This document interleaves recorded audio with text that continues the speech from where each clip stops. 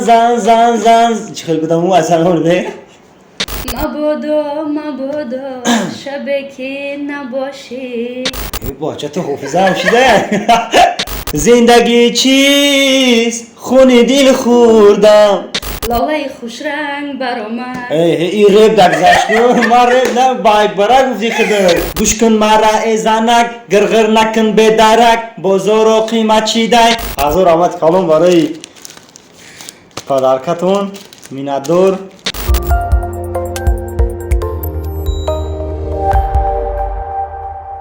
سلام و درود میگویم به هر یک شما تماشابینان و مخلصان سامانه فرهناز لایف. برنامه گل ناز را این لحظه تماشا خواهد کرد. مهمان امروزه ما هستند سمندر کچاپ. شما را خوش آمدید میگیم به برنامه گل ناز. خوش باشین فرهناز جان، هزار آمد کلام که در برنامه ما را دعوت کردین. تشکر زیاد اکای سمندر. برنامه گل ناز از 3 شرط عبارت است. شرط اول باید برک، یعنی که سرودخوانی با من. باچه تو حافظه هم شده اولین شرط چنین است، اول سرود رو من میخونم، آخران حرفش که با کدام حرفی که تمام شد شما سر میکنید. مایلش خب شرط اولی برنامه من آغاز میکنم. مبادا شبه که نباشی پرنده های دل بمیرد. دقتی قبول کنم دو مصرع دیک دیک دیک داره دلم زنک بس که من برم دیک دیک دیک داره دلم زنی دیگه میگیرم سلامت باشن مخطی مرا میشناسی همان فرهنازی گلی ناز دقتی زندگی چیست خون دل خوردم زیر دیوار آرزو مردم زیر دیوار آرزو مردم. من فقط میبیم محبت وفا ندارد عاشقم صدا ندارد دلی من دنیا را شناختی دلی من دوست و دشمن را شما نمیدونید برامت کنن دوست و دشمن را شناختی دلی من نوروز شد و لاله خوش رنگ برآمد. این ریب در گذشت کن ما ریب نه باید برای گفتی خدر میشم او هم گفتم شکو خواهی مالش ده دیاری ارد جماندی ما با بختی ما سری عزیزی تو بلند و باز زه باز 7 8 ده باید دادی تمام. خوب قبول. تشکر زیاد. خطی اولامی گپ برنامه چی کیسه؟ تشکر زیاد اکای سمندر. سلامت باشین. مبارک باشد که در شرط اول غالی بر آمدین. رحمت. خب شرط دوم آن هم قطعه که روی میز میبینید میکشاید میخواند اجرا میکنید و بگویم که در عوضش مکافات بزرگ شما را انتظار است. کدومش همون؟ یا دهمش؟ هر چه خواندن اجرا کنیم بعدا مکافات میگیرن. ایران هوی کنی میبریم برای که کنیش خینه. چه تریه ما روسا نمیفهمم کی نمیکنیش. این باشه یک اگزاین چیه؟ از یک بخراشکا 1 لیتر 1 لیتر آب خنک بخرین. شما اگر که بخرین سوی 200 سومون میشین. اگر که نخرین شما سوی 50 میشین. بله. خیلی بوی میتونم که بوی نخرین بوی بتیم 50. اگر نتونیم 50 سومون رو میتین. اگر که برد کردن 200 سومون. 1 لیتر چند تا جو 1 لیتر اگو؟ باش برای نشون میتین. تا نمیشه میخوای. او یک توجه آخر 2 لیتر میشه 1 لیتر. تا اینجا. تو اینجا ها؟ نه تو نمیخواد. تو اینجا نمیخواد. اینجا تو اینجا میخوام خیلی. نه اینجا تو. ایرا اکنش خوردن همیشه بخوره دهنش میخوری. خب اینجا تو اینجا. تو اینجا. تام. ای آیسی سو کیسه چه خلاص؟ خا کراچی تو اینجا بخورم میشه؟ 1 2 3 مرحمت.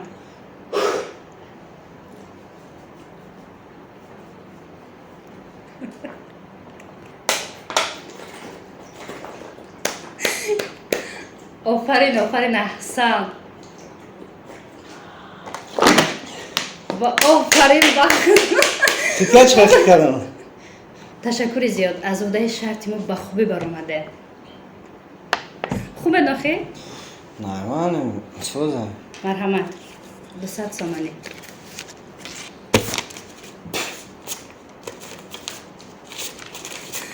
تشکر زیاد. خدای خیلی برنامه را زیاد بکنه صاف شونه امین و بلاکما سلامت باشید. مرحمت دیگرش بکشید. با جا بچه گویا شما پدری فرانوز هستید فهمیدید که او یا دوست داشته شما دو حالت ایرا جنگ میکنید یا که این نصیحت تو دختری مایی یکی من میفهمم که تو گذراندیسته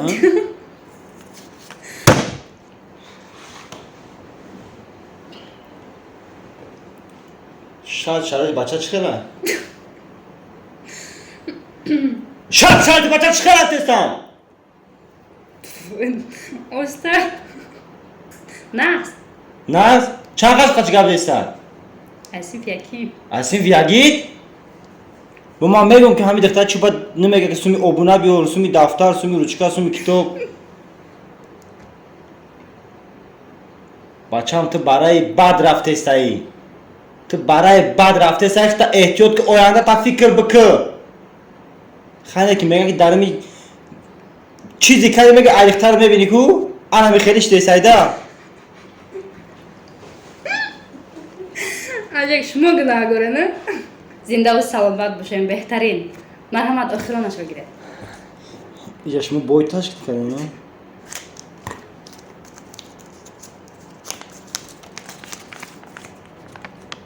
شما هم چون هنرمند باید از عهده این شهر برایید فکر کنید در یک فیلم بازی کردستین یک زنکه رولش بازی بکنید رول زنکه؟ بله در نقش خود را همچون زن نشان دهید. فرانوز! اینجا بیو! چی به خونه جزیره؟ چی به خونه جزیره میگم اترا؟ بخیر جون؟ بخیر میگم جون؟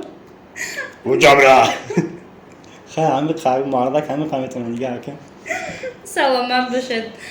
زنده باشین کشیش کردیسیم اکه خب اکای سمندر سیروم شهر این نو دفتر و ویشید برنامه نو سرشید نه آغاز میکنیم برنامه نو هوی میکنیم چی را برنامه را خب سوال ها رو میخونم جواب بگردانید. اکای سمندر شما ورزشگر نیستید میبینیم که کچاک هم نیستید چرا خود را سمندر کچاک نام گذاشته اید؟ همی مسافری بابی یک گپ داشت نمیفتن که همی اووزه همی رستم و سورو به از دیدن شما میگه که همی خیلی تومار هم میبینن که چه حق همی ترسان خیلی نکی ببینن بعد میکشن مقصد دیگه که خیلی کمی مونده همه نیکش میگن چی میگن همه چیز همون مونده مقصد سمندر کچوک خیلی من فکر میکنم در آرزوی کچاک شدن به همین خاطره؟ نه راستی که پاگوام استاد مگام با الهام جان شادی در یک نقش هم خیلی مرا رولی کچوک مونده بود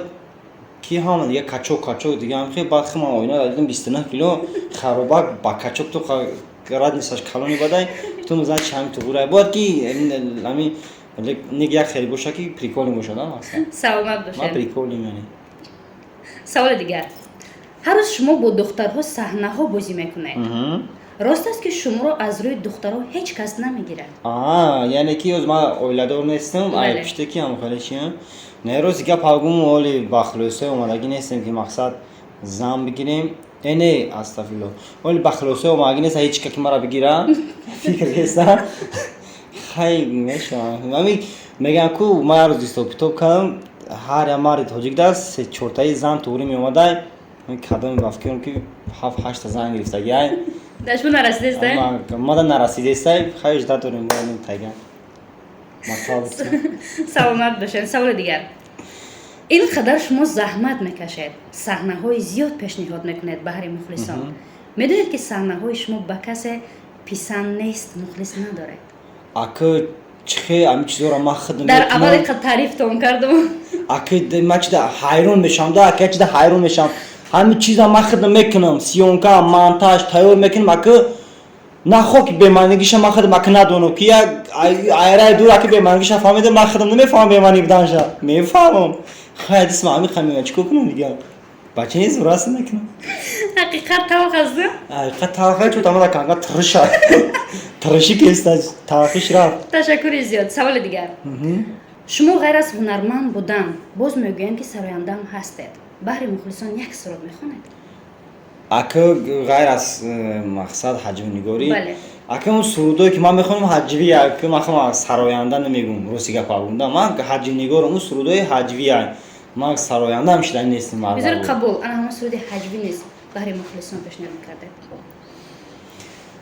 گوش کن مرا ای زنک گرگر نکن به درک بازار و قیمت چی دای حالی نداری درک ای زنکی زقاقی ای زقی دانه قاقی پنجره دهد یک بار چی متقی بخی بره ای بازار گوشت و کارتوشکا بیار نه روغن نه پیاز میگردی روزی درازه تیک تیک تیک داره دلم زنک بس کن من برم تیک تیک تیک داره دلم زنی دیگه میگیرم.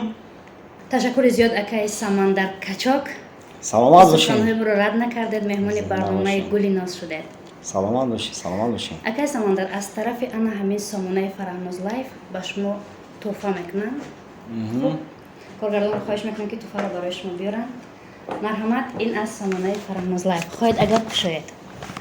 ایرا گوی بکنم. بله. ای شما همون پریکول کردگی. خوب شده بینید. نکی نه ما همچون مهمون البته همچون مهمون همچون هنرمند من را پیش بینی میکنم میگم که نمی چیه نمی چیزی هست روز میگم پق میگم میکفا ما هم میگم چیزی همین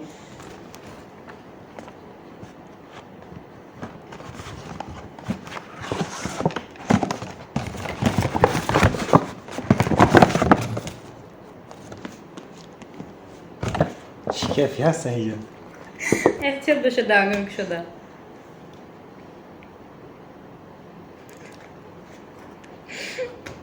شاید به حضور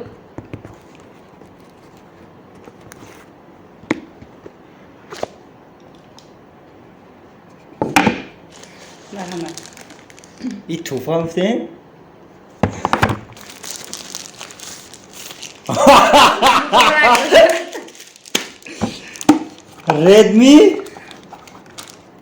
Redmi Note 9 توفه یه وقت رخمه بله. دوستان عزیز Redmi Note 9 حضور آمد کلام برای پدرکتون میندور اکای سمندر مبارک باشد.